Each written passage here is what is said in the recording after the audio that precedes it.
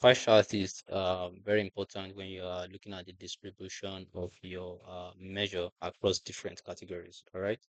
Um, it's very straightforward. We just pick up our category field. Uh, let's drop that on color. So mind you, there are several ways you can do this. All right. So I just dropped my category on the color. You might decide to say, let's take our drop down here and just click on pie. It's giving you the pie now. And you can now drag the category to color. So there is no particular order you can follow, right? So the tablet is very flexible, so take advantage of that as well. All right. So we've dropped our category on color and we've selected pie, and we can already see a pie showing up. If we just change it from standard to the entire view, we have a bigger pie now. All right.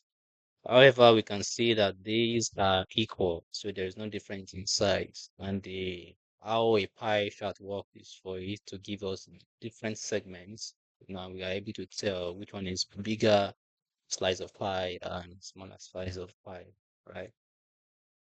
All right, so if we pick up our sales, so one particular way to distinguish the in size of that is the angle mark.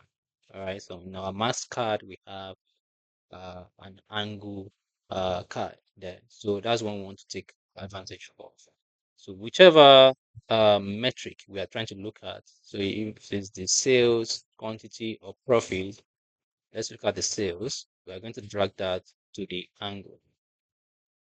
And as you can see, there was a slight shift. Maybe we should use a much obvious one so we can really see the difference in there. Let's try the profit.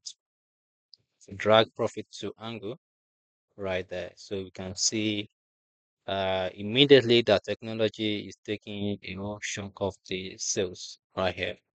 Okay, followed by office supply, then we have the furniture. All right, so this is a little bit not intuitive. So what we can do is to sort these as well. We can decide to sort these in descending order. So to do that, I'm going to right click on category, right click on sort. Then I'm going to click on feed.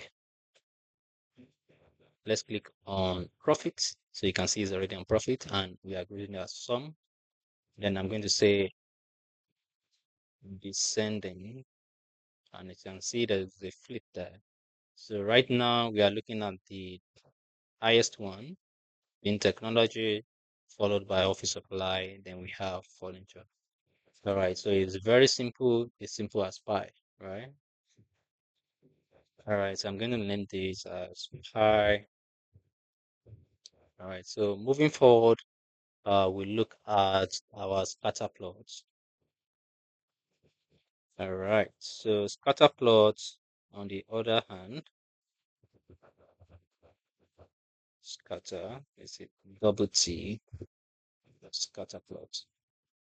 All right, so scatter plot, on the other hand, helps us to understand the relationship between two measures. All right, so we are looking at, let's consider in the case where we are trying to see if there's a relationship between our sales and the profit we are making as a business. All right, so does higher sales, is there a relationship between higher sales and higher profits, or if we are making higher sales then we are seeing low profits? So things like that. We want to see the relationship between two measures. All right, so let's consider our sales and profit, as I've said. So if I take our sales to column and I take our profit to the rows, so you can see our profit is on the y-axis, our sales is on the s-axis. You can decide to flip that.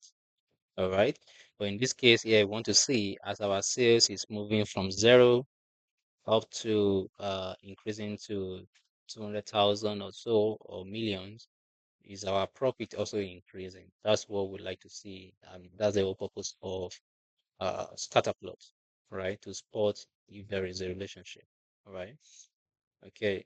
So in this case, you would notice that we only have a single data point, and that's because uh, we are using two measures. All right, and what measure does is to aggregate. So measures aggregate. All right.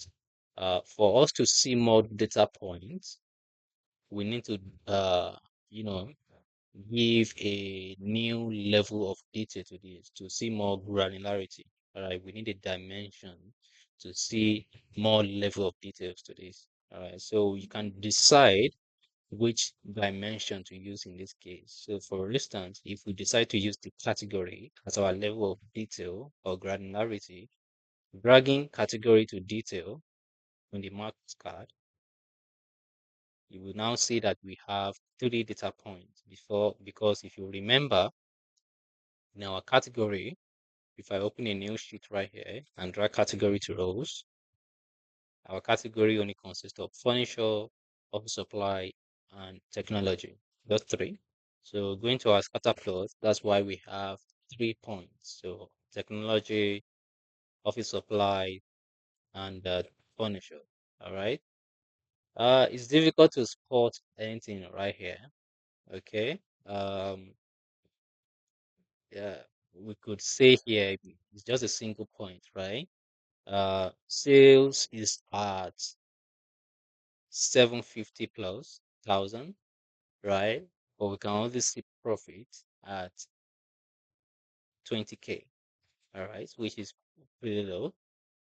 We can see sales at 700 plus here, but our profit is at 120K, right? So it seems like office supplies, right, is making more profit, even though it's closer to this. So you're beginning to already see some, you know, insight in this. But perhaps we want to see a much more, level of detail or granularity in this catapult. All you need to do is to, you can bring out some more. Let's say we bring in our subcategory to detail, and you can see we have more data points in our scatter plot, right? So this is how you build a scatter plot in Tableau.